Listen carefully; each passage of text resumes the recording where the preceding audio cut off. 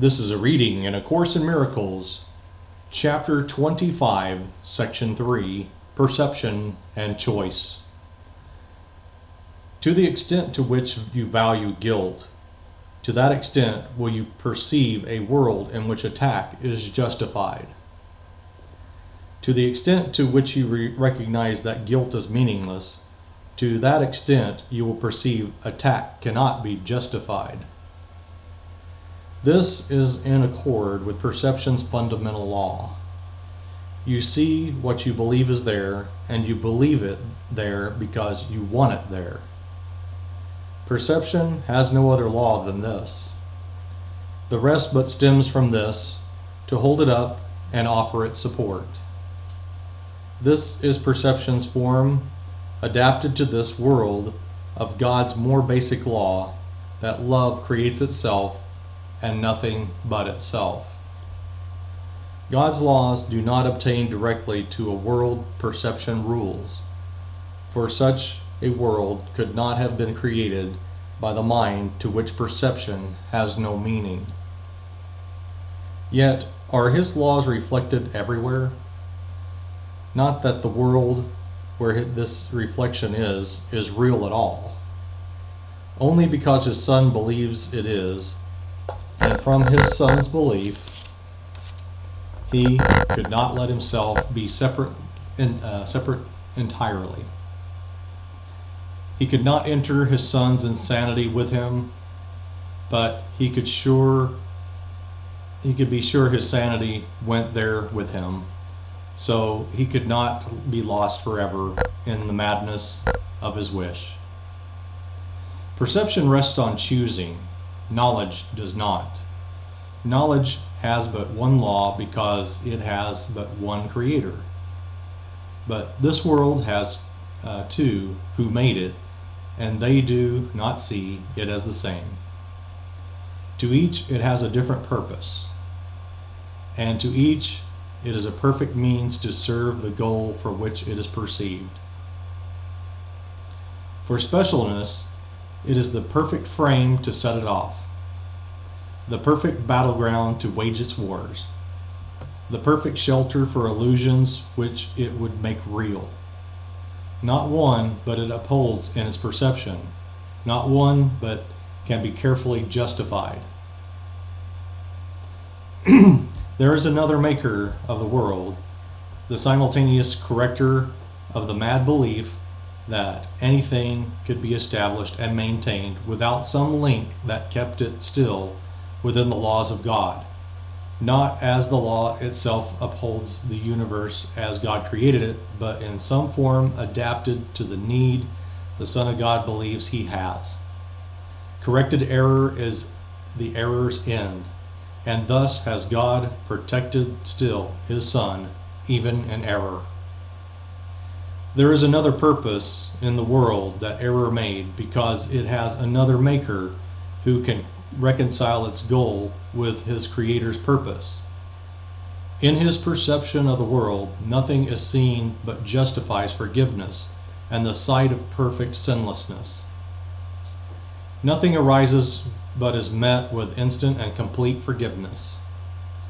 Nothing remains an instant to obscure the sinlessness that shines unchanged beyond the pitiful attempts of specialness to put it out of mind where it must be, the light, and light the body up instead of it. The lamps of heaven are not for mind to choose to see them where it will.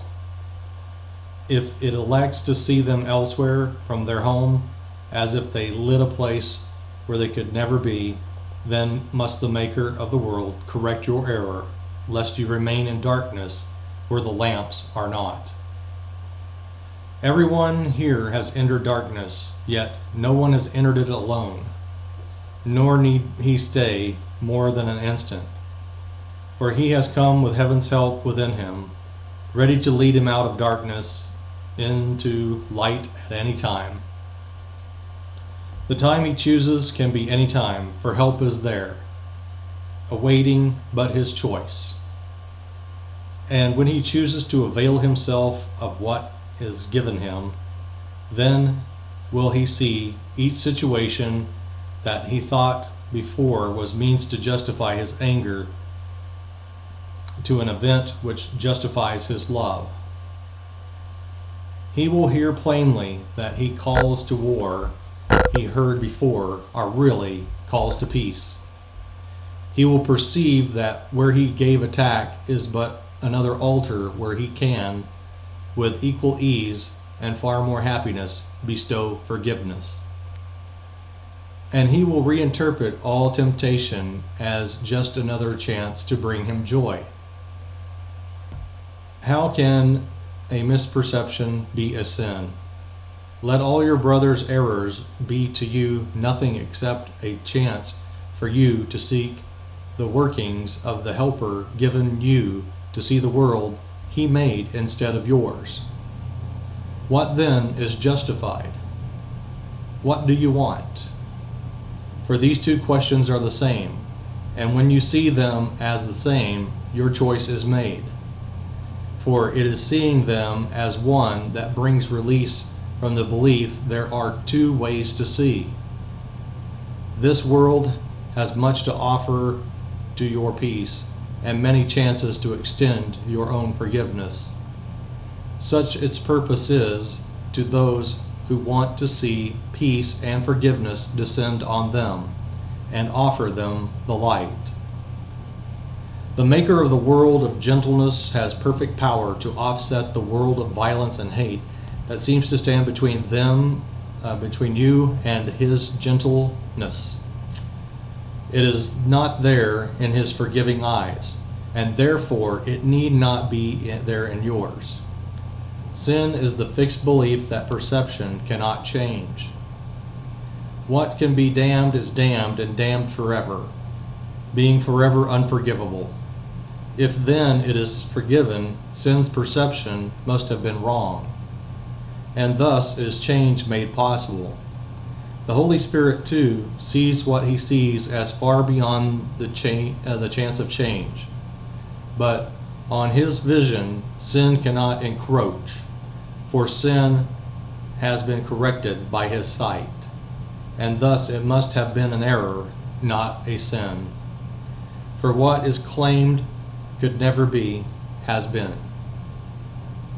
Sin is attacked by punishment, and so preserved. But to forgive it is to change its state from error into truth. The Son of God could never sin, but he can wish for what